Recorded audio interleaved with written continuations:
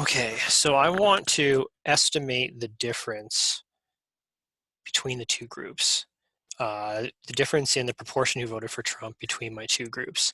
So the way we're going to do that is we start off similar to when we were doing confidence interval before. Stat, basic statistics. Now we're not looking for one proportion, we're working with two proportions. And what about this? What are all of these other things here? Samples, sample Poisson rate. We're going to get to some of these later, especially these ones up here, and the one sample t and the pair t. But for now, we're just going from one proportion instead to two proportions. Okay, so as usual, the default setting here is that they're going to pull their information from the table. We don't have the information on the table. We, again, have the summarized data. And we're going to have to do some table examples at some point. Not yet, though. We'll worry about that some other time. We are going to get there, though, where we do examples, pulling stuff from the table.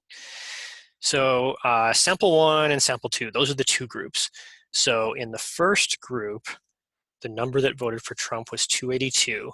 And then this has to be the total from the first group, which I never actually wrote down. So the total in the first group is 282 plus 263. That's 545. Okay, so where that came from is I took the number who voted for Trump, which was 282, and added on the number who voted for Clinton. That's 545. In the second group, it was 1884 who voted for Trump.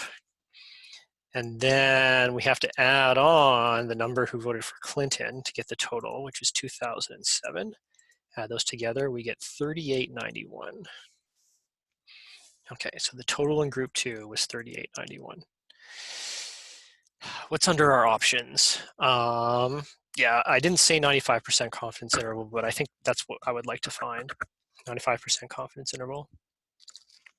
And then this is actually going to run a hypothesis test for us also. And when we run a hypothesis test,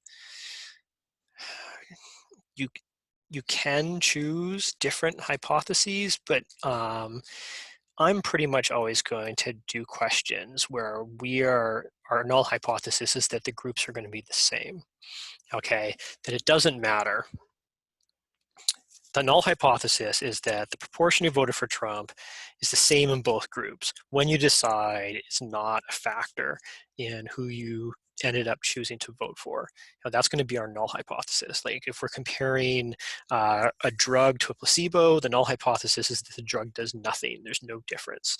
If we're comparing males and females, the null hypothesis is going to be nothing, that there's no difference between the males and females. So our null hypothesis for two proportion hypothesis tests is always going to be that the groups are the same. The alternative hypothesis is usually going to be not equals, that there's some difference between the groups.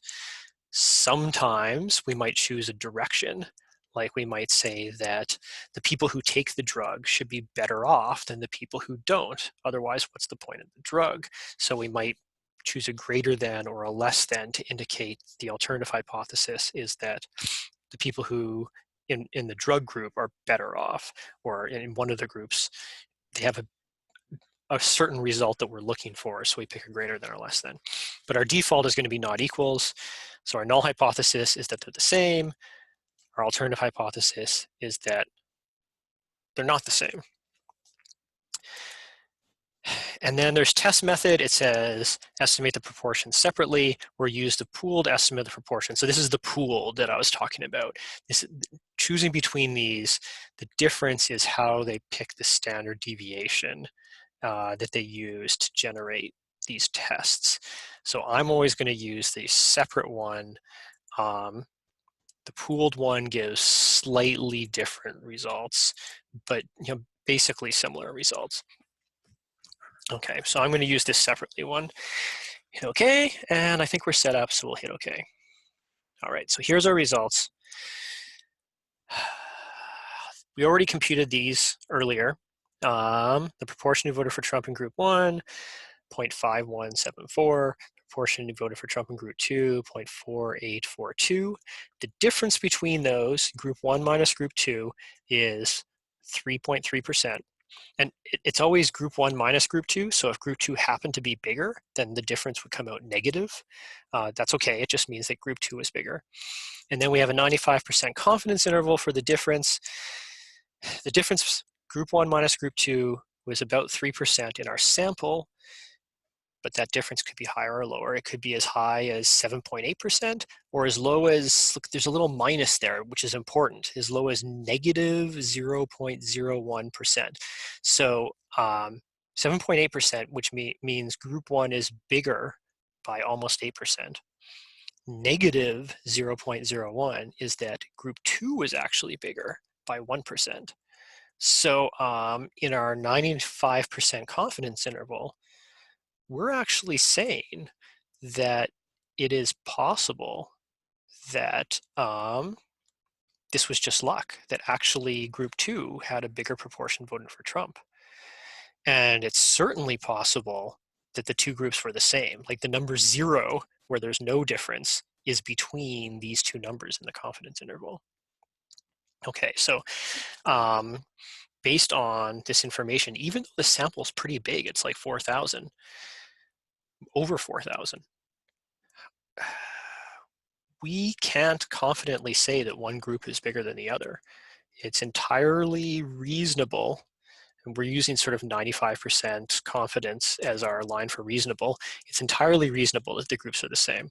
And let's look down at the p-value. The p-value is like 0.146. Oh, this Fisher's one, I used to remember what this Fisher's one was. I'm going to look that up again and find out what this Fisher's exact is. But probably that Fisher's exact is just what you get when you use binomial instead of normal approximations. That's what I think, but I'm going to double check that and mention it in a future video. The numbers came out about the same. So our p-value is well over our typical lines of 5% and 1%. It's around 15%. So we do not have strong evidence that the groups are different. It's entirely reasonable that this poll could happen, and there's actually no difference between the two groups. So so this is our confidence interval. Let me just flip over to Word and sort of write down our conclusion here.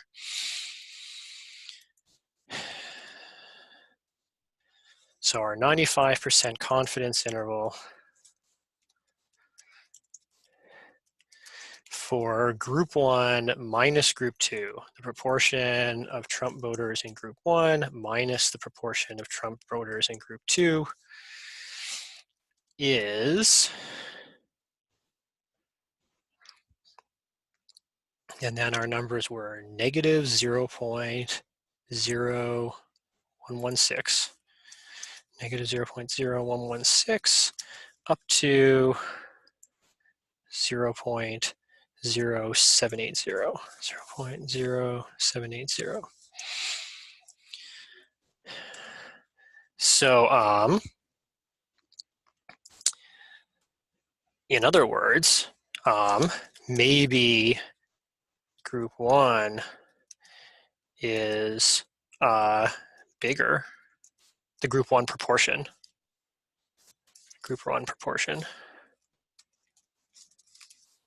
is bigger by 7.8%. Maybe the group 2 proportion is actually bigger.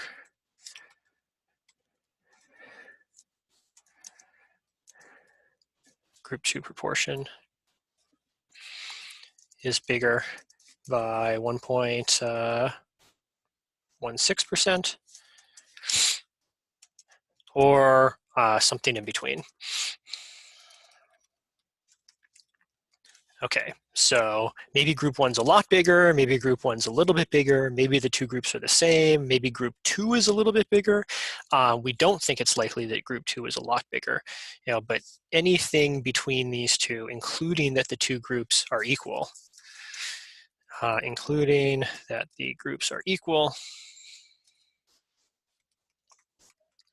is possible with the data that we have. And so what's the real answer? Well, we don't know. We don't really know for all voters when they decide to vote. We just have samples like this from exit polls. So I don't know if it actually made any difference when they decided. We'd have to have more data in order to know. And I mean, does it really even matter? I suppose political scientists might care.